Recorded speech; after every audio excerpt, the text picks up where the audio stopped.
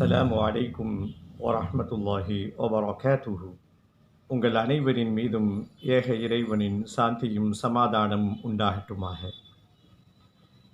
தேன் தேனை பற்றி ஏதாவது சொல்லுங்க அப்படின்னு நம்ம இடத்துல கேட்டால் நாம் உடனே என்ன சொல்லுவோம்? நல்ல ஹெல்த்தியான ஒரு பானம், நல்ல டேஸ்ட்டாக இருக்கும். ஒரிஜினல் தேன் இந்த காலத்தில் கிடைக்கிறதில்ல. ஒரிஜினல் தேனை எப்படி கண்டுபிடிக்கிறதுன்னு நிறைய செய்திகள் சொல்லுவோம். ஆனால் நம்மிலே அதிகமானவர்கள் தெரிந்து கொள்ளாத ஒரு விஷயம், இந்த தேன் எப்படி கிடைக்குதுன்னு. இன்றைக்கு சயின்ஸ் வளர்ந்துருச்சு, கண்டுபிடித்து அது எப்படி வருதுன்னு நமக்கு தகவலாக சொல்லியிருக்கிறார்கள். ஆனால் ஒரு 100 ஆண்டுகளுக்கு முன்பாக என்ன நினச்சிட்டு இருந்தாங்க அப்படின்னா, தேன் போய் மலர்களில் அலைஞ்சி திரிஞ்சு தேனை சேகரிச்சுட்டு வந்து கூட்டில் வந்து சேவ் பண்ணி வைக்கிது, அதுதான் தேன் என்பதாக அதிகமானவர்கள் எண்ணிக்கொண்டிருந்த ஒரு காலம்.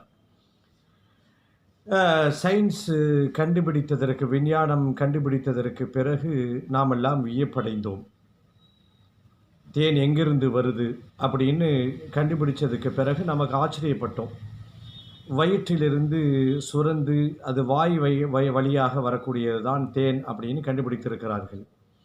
இது என்ன ஆச்சரியம் பாருங்கள், 1400 வருஷங்களுக்கு முன்பாகவே விஞ்ஞானத்தினுடைய அந்த வாடை கூட நுகரப்படாத அந்த காலத்தில், நம்மளுடைய பாஷையில் சொல்வதாக இருந்தால் இருண்ட காலம், அந்த காலத்தில் அல் குர்ஆன் தேனீக்கள் என்று ஒரு அத்தியாயத்தை அல் குர்ஆனிலே இடம்பெற்றிருக்கிறது.